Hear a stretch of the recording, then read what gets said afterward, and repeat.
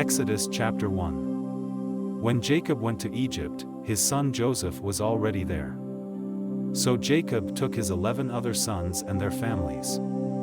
They were Reuben, Simeon, Levi, Judah, Issachar, Zebulun, Benjamin, Dan, Naphtali, Gad, and Asher.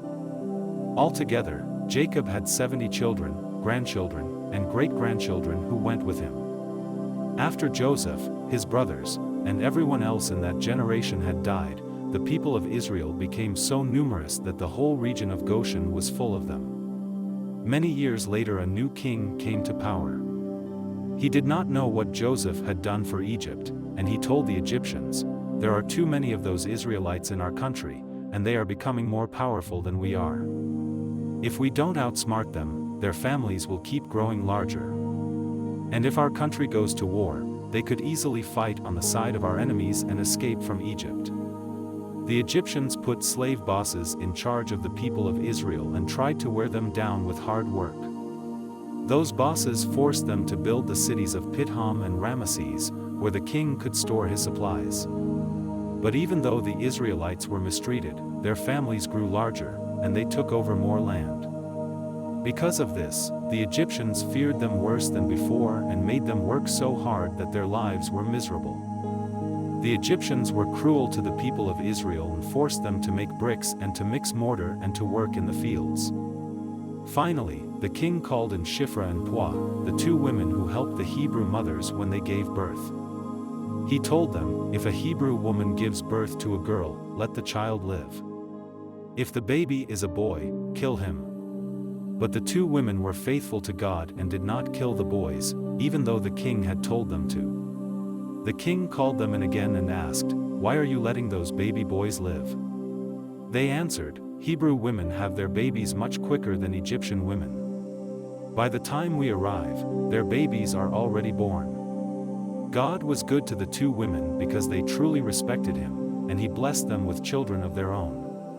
The Hebrews kept increasing until finally, the king gave a command to everyone in the nation, "As soon as a Hebrew boy is born, throw him into the Nile River. But you can let the girls live." Exodus chapter 2. A man from the Levi tribe married a woman from the same tribe, and she later had a baby boy. He was a beautiful child, and she kept him inside for 3 months. But when she could no longer keep him hidden, she made a basket out of reeds and covered it with tar. She put him in the basket and placed it in the tall grass along the edge of the Nile River. The baby's older sister stood off at a distance to see what would happen to him.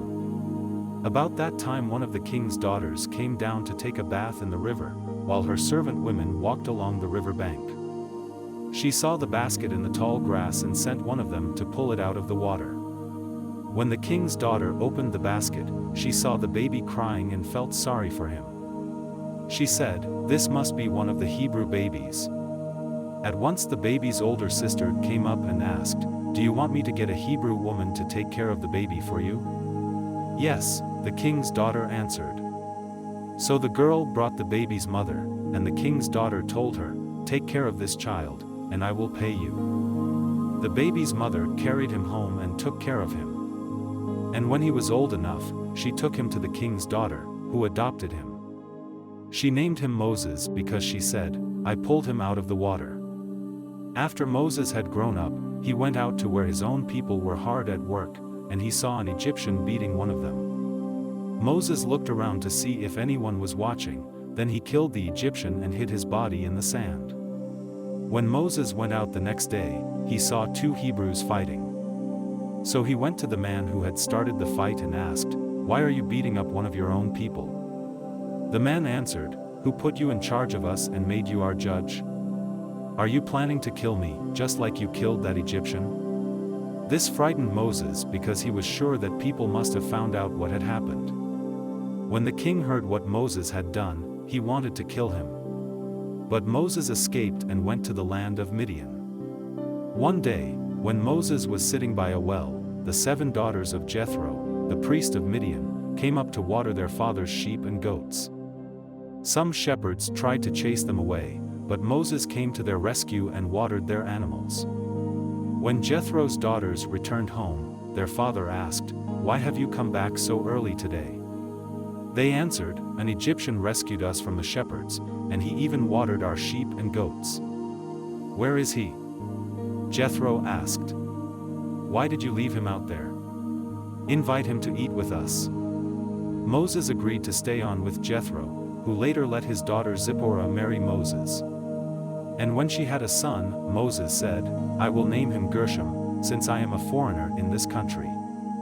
After the death of the king of Egypt, the Israelites still complained because they were forced to be slaves. They cried out for help, and God heard their loud cries. He did not forget the promise he had made to Abraham, Isaac, and Jacob, and because he knew what was happening to his people, he felt sorry for them. Exodus chapter 3.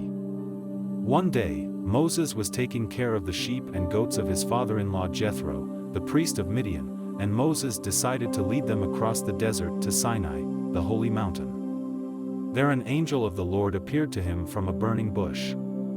Moses saw that the bush was on fire, but it was not burning up. "This is strange," he said to himself. "I'll go over and see why the bush isn't burning up." When the Lord saw Moses coming near, he called him by name from the bush, and Moses answered, "Here I am." God replied, "Don't come any closer. Take off your sandals, the ground where you are standing is holy. I am the God who was worshipped by your ancestors Abraham, Isaac, and Jacob." Moses was afraid to look at God, and so he hid his face. The Lord said, "I have seen how my people are suffering as slaves in Egypt, and I have heard them beg for my help because of the way they are being mistreated. I feel sorry for them, and I have come down to rescue them from the Egyptians. I will bring my people out of Egypt into a country where there is a lot of good land, rich with milk and honey. I will give them the land where the Canaanites, Hittites, Amorites, Perizzites, Hivites, and Jebusites now live. My people have begged for my help, and I have seen how cruel the Egyptians are to them. Now go to the king. I am sending you to lead my people out of his country." But Moses said, "Who am I to go to the king and lead your people out of Egypt?" God replied, "I will be with you. And you will know that I am the one who sent you, when you worship me on this mountain after you have led my people out of Egypt." Moses answered, "I will tell the people of Israel that the God their ancestors worshipped has sent me to them. But what should I say, if they ask me your name?" God said to Moses, "I am the eternal God. So tell them that the Lord, whose name is, I Am, has sent you. This is my name forever, and it is the name that people must use from now on." God said to Moses, "I am the eternal God. So tell them that the Lord, whose name is, I Am, has sent you. This is my name forever, and it is the name that people must use from now on. Call together the leaders of Israel and tell them that the God who was worshipped by Abraham, Isaac, and Jacob has appeared to you. Tell them I have seen how terribly they are being treated in Egypt, and I promise to lead them out of their troubles. I will give them a land rich with milk and honey, where the Canaanites, Hittites, Amorites, Perizzites, Hivites, and Jebusites now live. The leaders of Israel will listen to you. Then you must take them to the king of Egypt and say, 'The Lord God of the Hebrews has appeared to us. Let us walk 3 days into the desert, where we can offer a sacrifice to him. But I know that the king of Egypt won't let you go unless something forces him to. So I will use my mighty power to perform all kinds of miracles and strike down the Egyptians. Then the king will send you away. After I punish the Egyptians, they will be so afraid of you that they will give you anything you want. You are my people, and I will let you take many things with you when you leave the land of Egypt. Every Israelite woman will go to her Egyptian neighbors or to any Egyptian woman living with them and ask them for gold and silver jewelry and for their finest clothes. The Egyptians will give them to you, and you will put these fine things on your sons and daughters. Carry all this away when you leave Egypt."